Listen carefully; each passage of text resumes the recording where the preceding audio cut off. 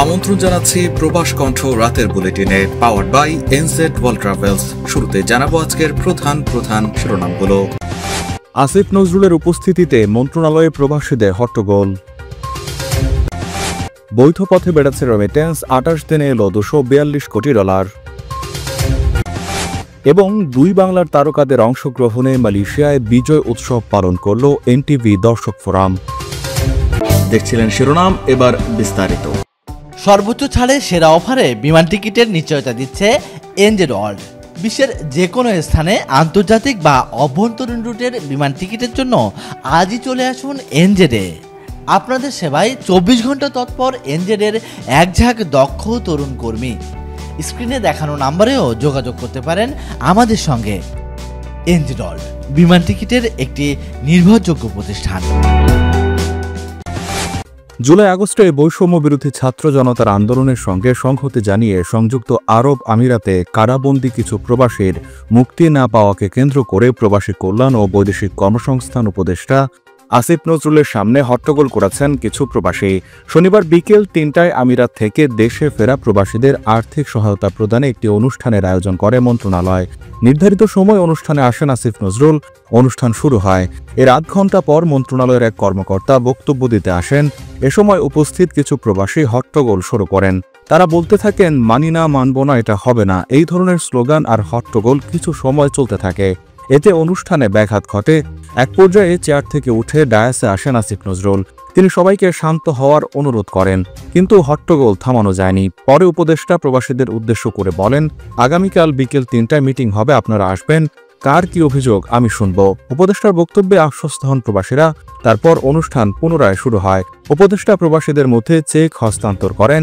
কিছু প্রবাসীর হাতে চেক হস্তান্তর করে বিদায় নেন আসিফ নজরুল।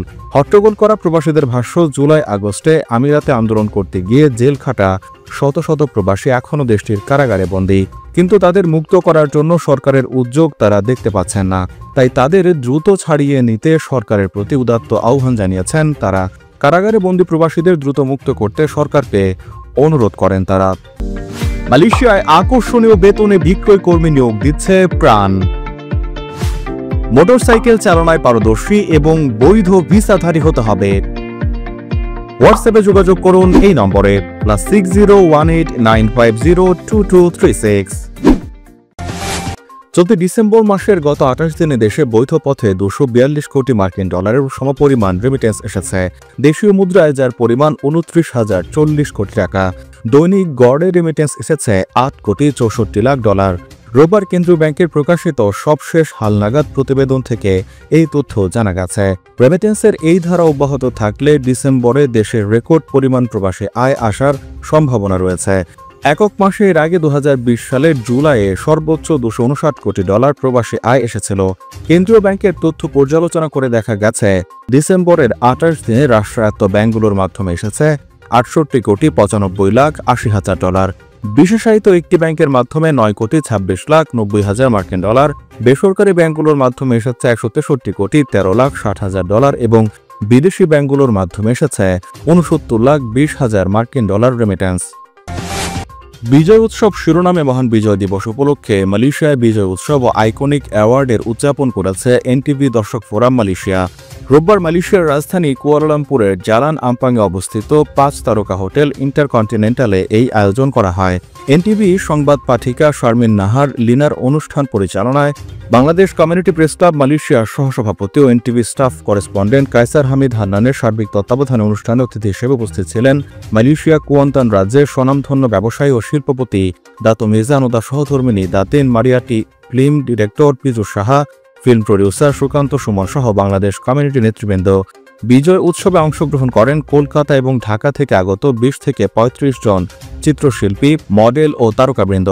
সবশেষে এনটিভির বিজয় উৎসবে আইকনিক অ্যাওয়ার্ডে ভূষিত হন জনপ্রিয় সঙ্গীত শিল্পী Arifin Rumi, Badhon Sarkar, Puja, best BD top model Syed Ruma, top influencer Barisha Haque, best jewellery designer Sonia Modi, best model ও ফিল্ম অ্যাক্টর আসিফ, কলকাতার সেরা অভিনেত্রী বনি সেনগুপ্ত, নীল ভট্টাচার্য, সেরা অভিনেত্রী সম্পন্না, সেরা ভারতীয় অভিনেতা প্রযোজক চন্দ্রানী দাস, সেরা ডিজাইন ফটোগ্রাফার তানজিল জনি, সেরা Indian model Madhumita Gupta, model Adrija Afrin, Cynthia, আন্তর্জাতিক ফ্যাশন ডিজাইনার সুমন হোসেন সেরা বিজনেস অ্যাওয়ার্ড পেয়েছেন দাতু ইয়াসিন টুটুল।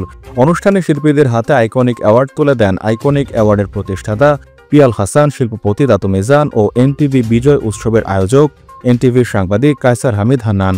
অনুষ্ঠানটি সফল করার জন্য কাজ করেছে মালয়েশিয়ায় বাংলাদেশের শিক্ষার্থীদের সংগঠন বাংলাদেশ স্টুডেন্ট অর্গানাইজেশন, BSOM ও BIAM।